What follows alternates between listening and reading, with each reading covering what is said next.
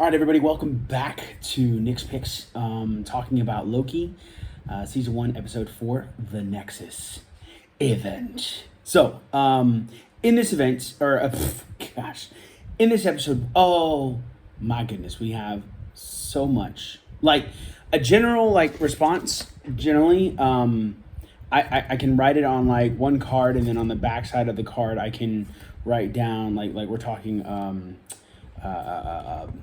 what kind of cards are these? No cards? No cards. Yeah, that's what they're called. So on a note card, normally I can write the synopsis of what happened in the episode, and then on the backside, I'll write down my cool things, my questionable things, and then my guesses of what's going to happen in the next episode. This one, episode 4, I have on the front side in lesser or smaller writing. I have written down the synopsis of what happened, but then also I've got a little bit on the back, but then I also have to do my cool things, which are a lot, and my questions, which are a lot, and then my guesses, which are not so much because, you know what, I'm not great at guessing. I was pretty decent about last time, episode 3. Now, I know that I'm going to end up posting these videos and these podcasts late, so no one can really actually prove that I had actually waited until waited to do this review, or waited to do the review of episode 3 before I had watched episode 4, because there was a little quote in there, a little guess that I had that they were going to do something else that brought the TVA to them, and that is actually what ended up happening in episode 4. So let's get into the synopsis, and as always, before we get to talking about it, there will be spoilers. So if you have not heard, or if you have not watched the episode, do not listen, do not watch, do not do anything. Shut this off, go watch the episode, and then come back and tell me what you think, and give a little listen as well. Okay, so it opens on Asgard, but from the backside as opposed to the front side. There was some other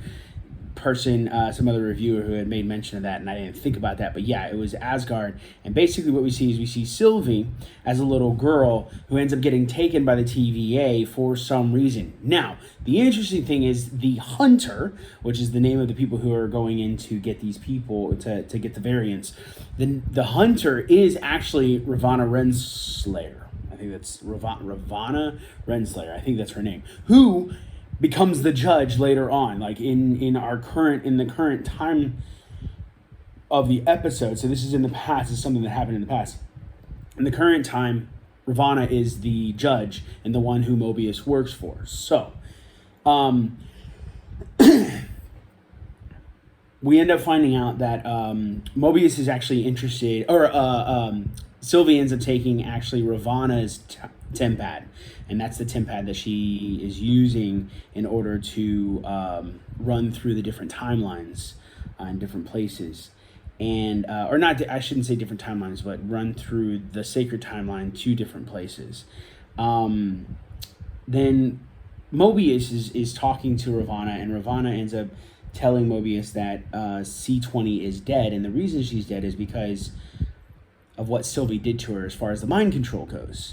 And we kind of at the beginning, we're kind of to begin with, Ravonna didn't seem too bad of a person, but in this one, we're kind of 4 episodes in, we're kind of questioning Ravonna, kind of having issues and trying to, especially because of the bomb that was dropped by Sylvie in the last episode, where we find out that pretty much everybody who works at the TVA was a variant at some point in time, and then their minds just got wiped. So anyway, C20 is the commander that got kidnapped in the other episodes, so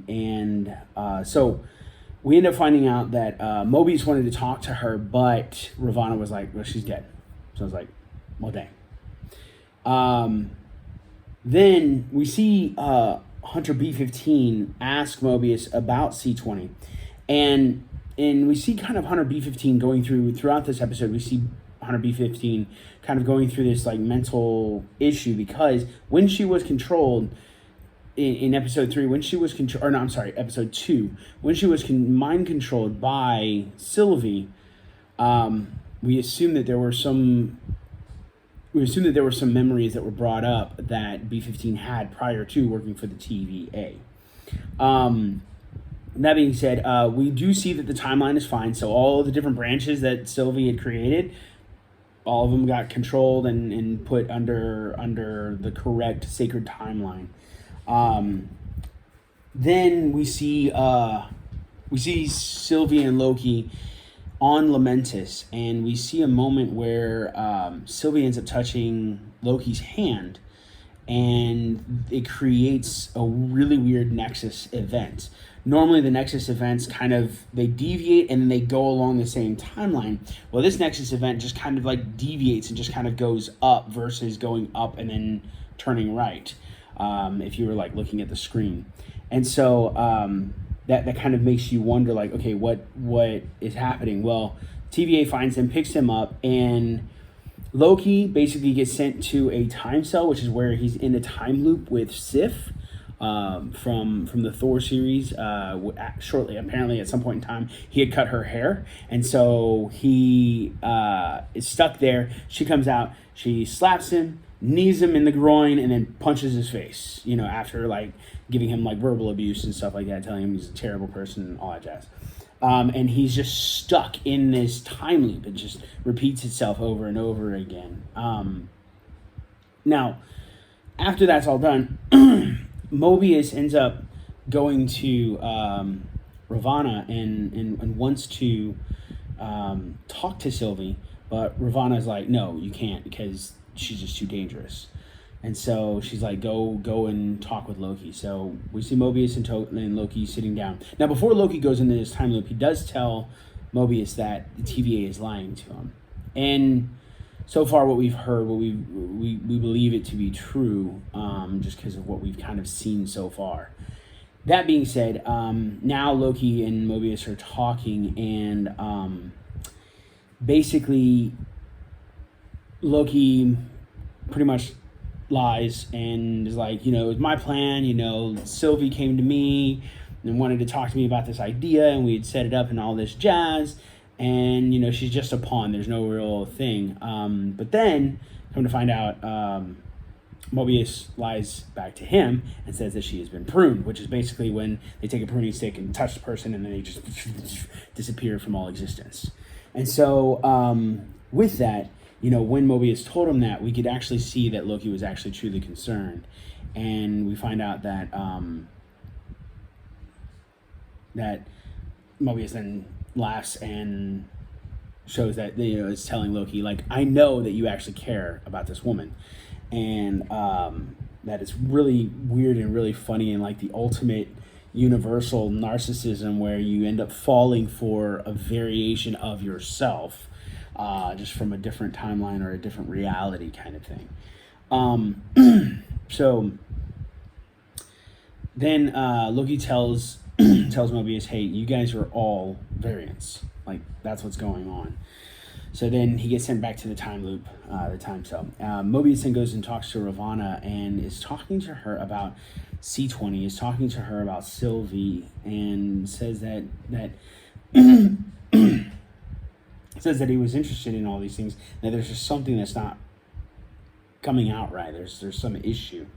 And basically Ravonna's like, just be happy that it's done. Like, we're over. Like, the timekeepers are happy. Everybody's happy. Our friendship is so good. And, basically saying anything to try and, like, deviate his mind from it. So then there's a moment in the office where Ravonna is distracted and Mobius takes her TemPad.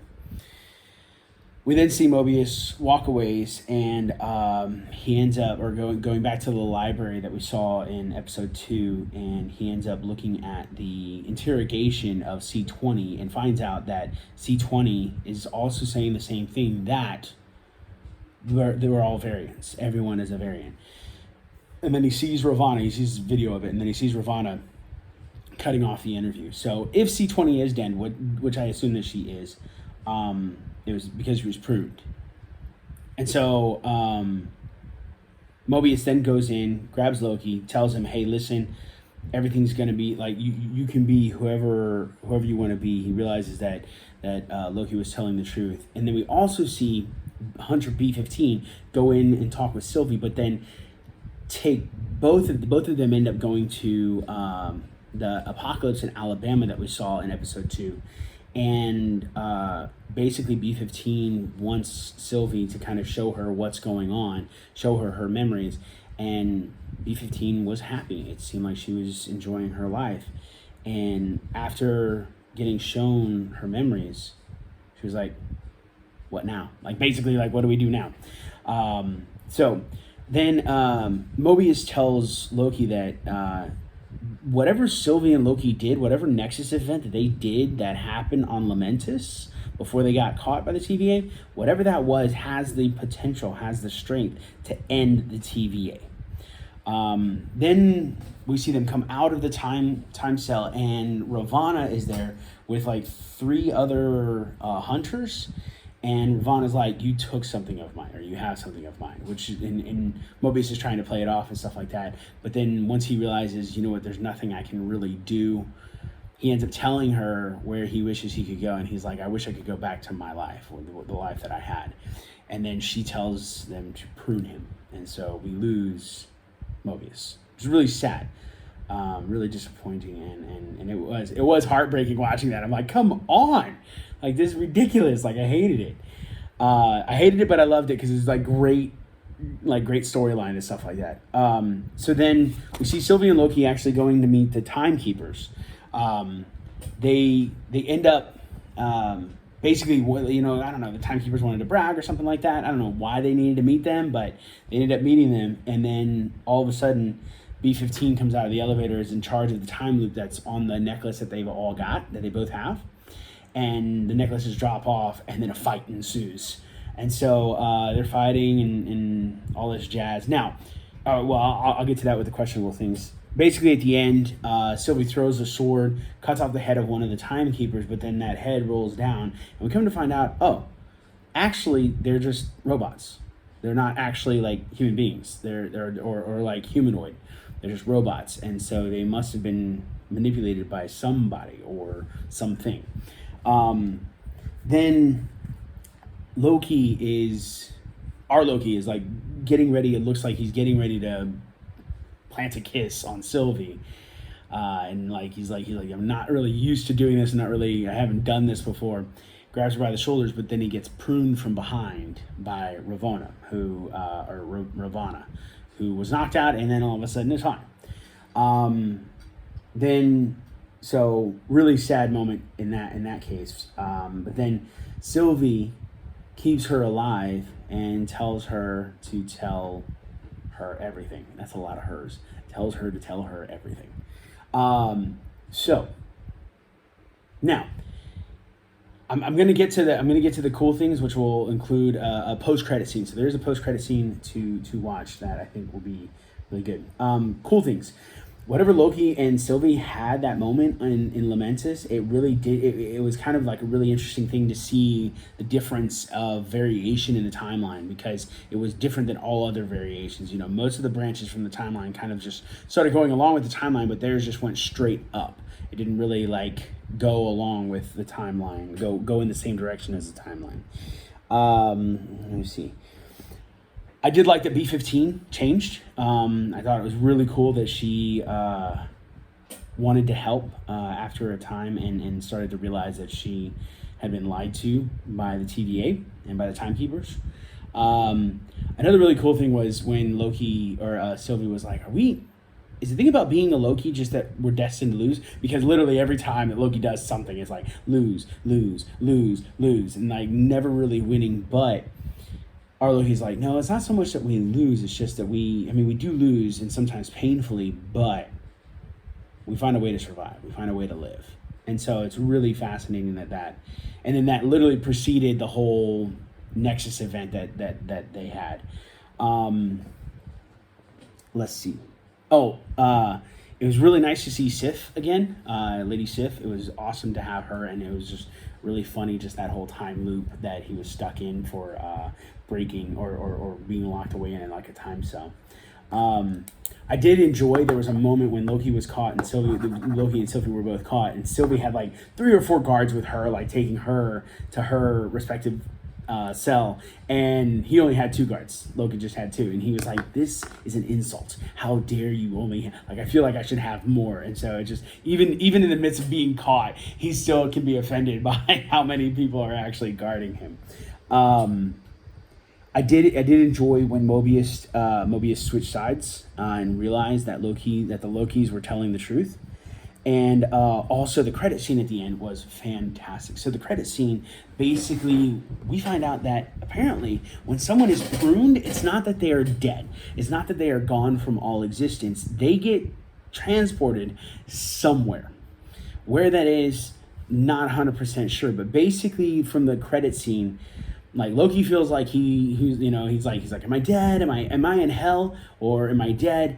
And then they're off, someone's voice off camera is like, no, not yet, but you will be if you don't follow us. So then the camera shows there are 3 variant Lokis. Now, I thought, just because there are 3 different people, 2 of them look like Lokis. One of them looks like the older Loki. The other one looks like a younger Loki. One looks like very old Loki. One is a kid Loki with an alligator. And the reason is because they've got horns. But the other one, there's a big black guy. And to me, I thought it was just a Thor. Like, I thought it was just a variation of a Thor that got pruned. And so I was like, but when I went and I looked at IMDb, it was saying that is a boastful Thor, or a boastful Loki. And so not a Thor, but actually a Loki. And the reason why I thought he was a Thor is because he had a hammer very much like Mjolnir, just made of different things, but no horns either. That kind of like symbolize, kind of like what Sylvia's worn, like she's had the horns on. Loki has had horns on, like just all those different things. But this particular Loki variant didn't have horns. And all the variants we had seen before, the ones that had kind of like glimpsed through, I think in episode 1, all of those were Lokis that had horns on them as well. So it was just very strange that apparently one of them is a Loki. But so I'm still thinking it's a Thor, but I don't know. Episode 5 could definitely prove me wrong. So questionable things. We are curious to find out why Sylvie was a variant. Also curious as to how or what happened with the Nexus event that Sylvie and Loki created by just like touching in like a romantic way. Sorry, that sounds really weird. Not touching in a romantic way, but basically like holding hands and having like romantic feelings for each other. Let's see. What happens to the TVA now that Sylvie has Ravonna and that the TVA doesn't exist? Like, I'm curious what's going to happen there. I am curious why, during the fight scene, why they're apparently the pruning sticks that they've got. On one end is the pruner, on the other end is a really sharp blade. And I'm wondering why in the world everybody was fighting, when they were fighting in the Timekeeper's like area, the Timekeeper's lounge, so to speak.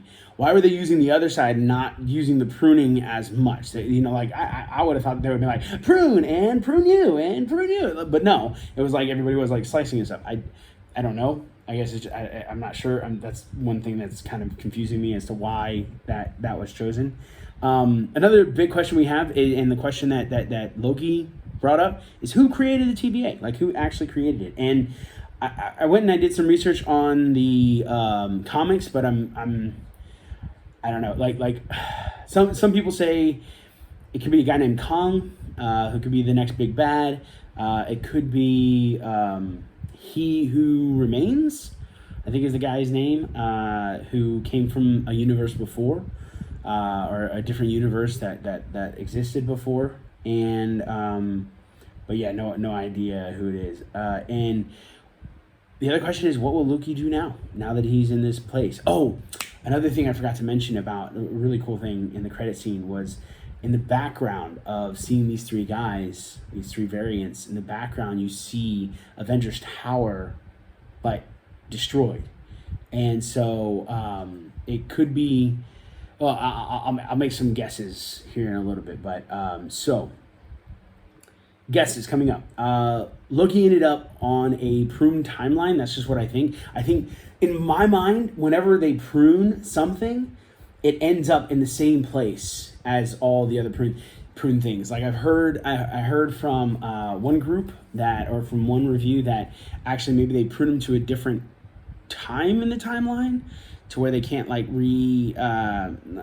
come back to, or can't come back to anything, or that it's, oh no, that was pretty much it. Is that it was on this timeline, same like the sacred timeline, but just in a place where they can't be brought back or something like that. And or maybe there is that, but in my mind, I think they just prune them, and they, wherever they prune them to, like it's kind of like a Sakaar planet or place, like timeline, a Sakaar timeline, where anything that gets pruned, everything that gets pruned gets teleported to this timeline.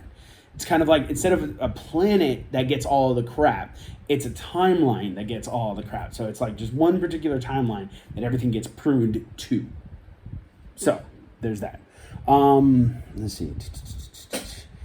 Another thing, I think that based on some pictures from like pre-production, or pictures from what I've seen on IMDb, it looks like Loki is actually trying to be the conqueror, the king of this area, whatever it is, but it's also full of other Lokis. I think he'll end up finding Mobius here. I think that'll be what he ends up doing, is that he'll probably end up finding Mobius, which would be really awesome. I think they're going to work on getting back to the TVA, and he's going to work with the other Lokis to try, and there's going to be a lot of them, I think, and he's going to try and get back to TVA to help Sylvie out and to figure out what's going on. But yeah, those are the things I really enjoyed. I thought it was a really great episode, really emotional roller coaster, especially realizing that when somebody gets pruned, it's not the end. So that's kind of a really exciting thing. But where they end up, that's the question. It's like, when somebody gets pruned, where are they? Like, and we see Loki, but still brings up the question, like, where is he? So anyway, thanks for watching or listening. Subscribe. I'll post these out again. Actually, I'm going to post these now. Get on here and actually get to posting them. But thank you for listening. Thank you for watching, if you're watching, or listening if you're listening, or both if you happen to be doing both. And until next time, you're free to go.